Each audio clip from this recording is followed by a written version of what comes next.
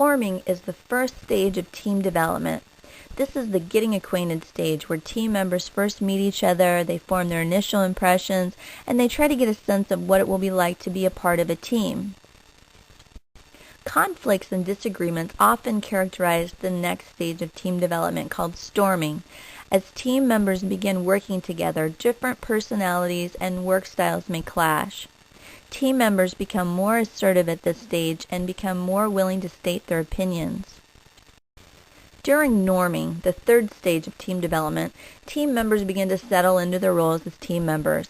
Positive team norms will have developed by this stage, and teammates should know what to expect from each other. Petty differences should also have been resolved, and friendships will have been developed, and group cohesion will be relatively strong. In the last stage of team development, performance improves because the team is finally matured into an effective, fully functioning group. At this point, members should be fully committed to the team and think of themselves as members and not just employees.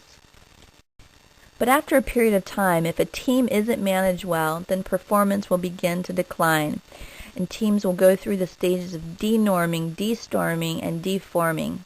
In denorming, which is a reversal of norming, team performance begins to decline as the size, scope, goal, or members of the teams change. In destorming, which is a reversal of the storming phase, the team's comfort level decreases. In deforming, which is a reversal of the forming stage, of course, team members position themselves to gain control of pieces of the team. Team members begin to avoid each other and isolate themselves from team leaders. Team performance rapidly declines as the team quits caring about even minimal requirements of team performance. Obviously, the downslide of this team performance, the denorming, destorming, deforming, are not positive. So if you are a team leader, at all costs, avoid these three stages. In order for teams to succeed, they have to have a leader who trusts them, a leader who has a vision of what is possible, someone who keeps a cool head, someone who encourages risk, because the greater the risk, the greater the payoff, someone with expertise to know exactly how far they can push the envelope, someone with an openness to dissent and an ability to make things simple. Here are some roles that team leaders often play. They get things going, they initiate the goal setting.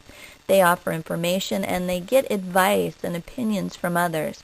They state their own beliefs and feelings while encouraging others to share theirs. They clarify issues and ideas. They get the group energized. They take care of administrative tasks like passing out papers, running the projector, seating assignments, and they record the ideas for the group. In order to maintain a high-functioning team, this means offering praise, resolving conflicts as soon as they start, listening to group decisions, relieving tense situations either through communication or humor, and encouraging everyone to participate.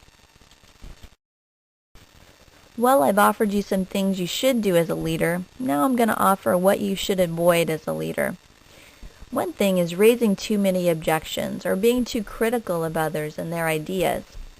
You should avoid calling too much attention to yourself or being disruptive or causing a lot of horseplay or too much joking around. Leaders definitely shouldn't use the group for counseling or working themselves through problems. Leaders shouldn't order others around or interrupt. They shouldn't use the group to meet some kind of personal agenda. Here are some different communication patterns that develop in teams. One is the hierarchical pattern where everyone talks to one person. It's almost like you're in a courtroom and everyone feels like they have to talk to the judge only. You want to make sure this doesn't happen. The chain communication pattern where people only speak to those next to them. It's like people are seated at a dinner party and they only feel polite speaking to the person to their left or to their right. The isolate pattern, where one person is isolated from the group. There's maybe 6 or 7 people that are talking, but that 8th person is just sitting there with no one to talk to. What you want to strive for as a team leader is to make sure everyone is completely connected. As a team leader, you're going to oftentimes be in charge of the communication climate. If it's defensive, then members will see another as deceptive or controlling, superior, uncaring. What you want to create is a supportive environment where members are problem-focused, everyone's honest, equal, and you're allowed to be wrong. You're allowed to make mistakes and communicate what you're thinking. Have you ever been in a job where, let's say every Wednesday, you have an hour-long meeting? There's no agenda. Sometimes at the end of the hour you discuss something meaningful, but most of the time it was a waste of time. As a group leader, you want to make sure that this never happens. If you are holding a group meeting, make sure that there's an agenda to define what you hope to accomplish at the meeting. It should state the purpose of the meeting, who will attend, what preparation is needed, the items that are going to be talked about, when it will start, and when it will finish. You want to make sure you pass out that agenda in advance so people can prepare for the meeting. Meet with whoever is going to come before the meeting to ensure that they actually are prepared. Get the participants to review the agenda, make any changes ahead of time, and approve the final agenda of what's going to be gone over. Establish those specific time limits for the meeting so people can plan on what the rest of their day is going to look like.